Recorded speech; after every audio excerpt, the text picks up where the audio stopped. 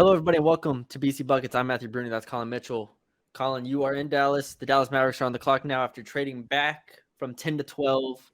I thought they should have traded just completely out of the first round if you're going to do this, but who am I? Who's left here? Dereck, One name. Lively, and Cam Whitmore. If you want, I don't think you. To me, I'm taking Dereck Lively. Yeah, what's Cam Whitmore? I think is a more talented player. He's a higher ceiling. If you were the Mavericks front office, you are not playing the long game with a project like Cam Whitmore. You need, if you want to make Luka happy, you get the player that helps right now, and that was Taylor Hendricks for me before. It's Dereck Lively now. Let me throw another name out there for you. Let me throw two names out. Let me throw three names out there for you. All right, Dereck Lively's my pick right here. Jalen Hood-Schifino as a security in case Kyrie doesn't return. Okay. Maxwell Lewis. Jordan Hawkins. I'm surprised you didn't say Kobe Buffkin. I have him kind of low on my board. Sure, throw Kobe Buffkin in there. Kobe Buffkin. There are some names here. Would we be surprised if Grady Dick got taken? I would be surprised. That'd be just bad. This team needs defense. We saw the team fall apart defensively after they lost Dorian Finney-Smith. Yeah. You need defense. Now, if you have something up your sleeve where you're going to do that later, fine. Take whoever you want to take. But I'm grading it off of this is the only thing they do this offseason. You need to pick the player that helps you now, and that has to be Dereck Lively because Dwight Howard's not working. I think Dereck Lively is obviously the pick here. I just don't see. Now, would I be okay with them taking Cam Whitmore? Yes.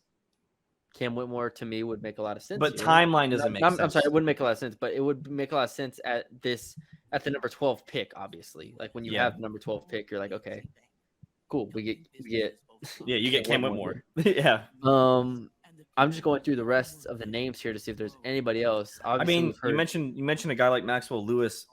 I don't like to have. I mean, as a catch and shoot guy, sure, but I feel like you need players that don't need the ball in their hands to succeed in the NBA. So you just want a straight defender, right? Not a straight defender. Like I would take like you have Dereck Lively. I take a Leonard Miller, a Dereck Whitehead, type player. How about Olivier Maxence-Prosper? A lot of people have him really high on the board. He's low for me, but I understand the upside with him because he can defend like anybody. Yeah, everybody. But it's just I feel like you need a guy that can play off ball. Shoot. I know Bryce Sensabaugh needs the ball in his hands, but his catch and shoot numbers are crazy. Obviously, you don't take him this early, but like you need a player that can shoot and defend and play off ball. I don't think Grady Dick's fine, but I think you take a Jordan Hawkins over that.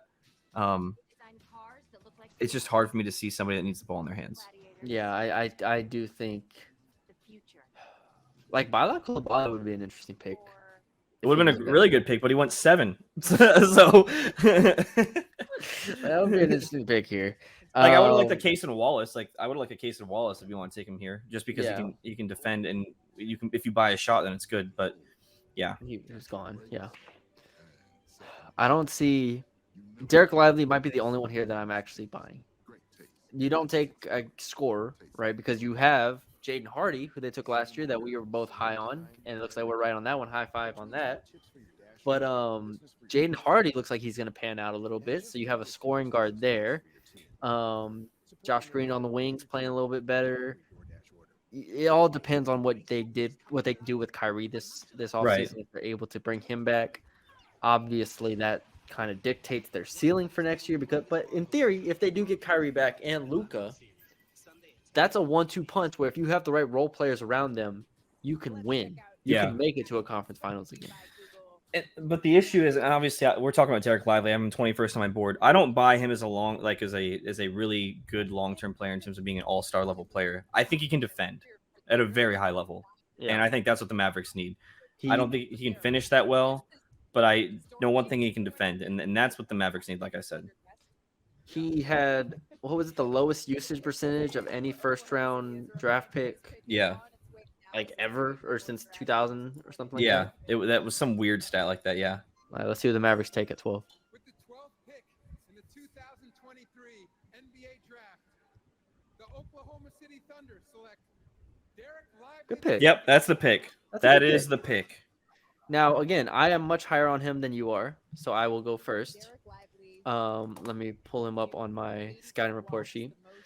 Defensively, I think he helps them immediately. Bottom line. And this is a team that when Jason Kidd got there, they became a good defense, right? Then they, going into year 2, they kind of fell off a little bit, and then they trade Dorian Finney-Smith and Spencer Dinwiddie, and they don't really have an identity anymore because it's Kyrie and Luka and nobody else, like Tim Hardaway Jr. Like, that's who you're basically playing around. At the 5, we saw them rotate some guys, not really figure out what they have. You know, Maxi Kleber's a 4. Dwight Powell, you don't really love. If nothing else, Dereck Lively can stand in the paint and block shots. Yeah. And for that reason, I like this pick. Now, Yeah. the usage percentage is It's bad. incredibly freaking low, Yeah. but he can rebound the ball. Let's not forget 12% offensive rebounding percentage, which is higher than what Walker Kessler's was. 12.8% block percentage too. Sorry, I was listening to make sure we didn't Yeah. miss a trade. Yeah, that was waiting to hear I'm what. scared. No, you're fine. The things he does well, because I'll talk about the things he does well before I go into the things I don't like. You already mentioned it, all the rebounding and stuff like that. I also think his playmaking upside, and he might be able to step out to 3 in the future. A lot of people have compared him to Tyson Chandler.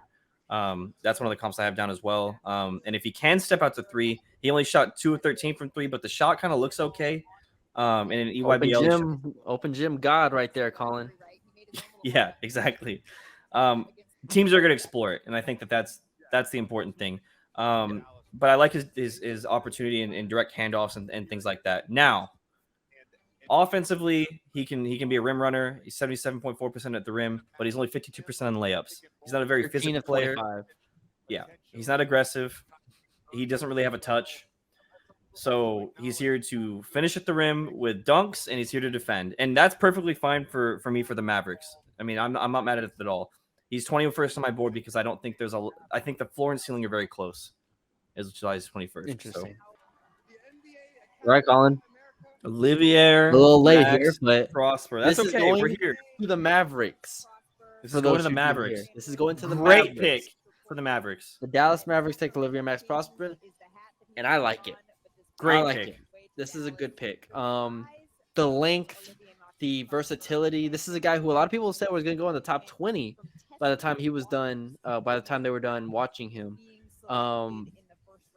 I see a lot of upside here with a guy that has significantly gotten better over the past year. Yeah. I mean, what did we say whenever they picked earlier? They need defense. They got Dereck Lively, and now they're going to get a guy who I think can guard 1 through 5. I mean, 6'8", 7'1" wingspan. His length makes him impossible to score from on the perimeter. And then the thing that makes him different from a lot of the other really good defenders in this class is his navigation around the screens. I feel like that is a lot better than most defensive prospects that we've seen so far drafted, is that he's able to navigate around screens, navigate around the court, and he's not afraid of, smaller guards who might be quick. He performed really well at the NBA Combine, both in testing and in 5-on-5 situations. I think the shooting potential is there. Shot 34% from 3 this past year, 74% from the free throw line. 34% on catch and shoot is fine. He'll get better. Defensively, like you said, is kind of where he makes his money. And then also, I think he's a threat at the dunker spot where he can catch and just get up real quick and dunk it and put it away. I think that's an underrated part of his game where that's how he gets a lot of his easy baskets. He's a good cutter. He's good off the ball, and which you obviously need when you're playing with Luka Doncic and potentially Kyrie Irving. And yeah, if he can shoot, I mean, this is a home run. This is a great pick for the Mavericks if he can shoot. Ultimately, we'll see. He has those long strides when he drives to the rim that cover a lot of ground, which usually do pretty well in the NBA if you're strong enough, which I think he is at this point. And just to wrap up, also his shooting upside. I shot 33.6% in catch and shoots.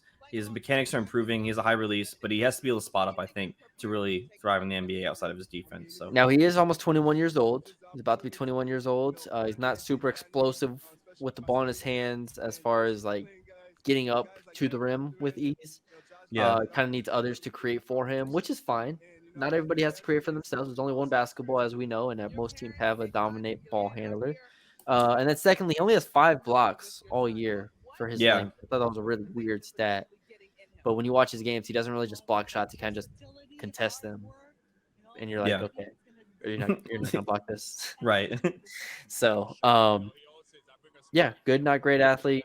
Some raw tools you can work with. A little old for my liking for a guy with the tools or how much he still needs to kind of improve. But going to Dallas, I like this pick. I do as well.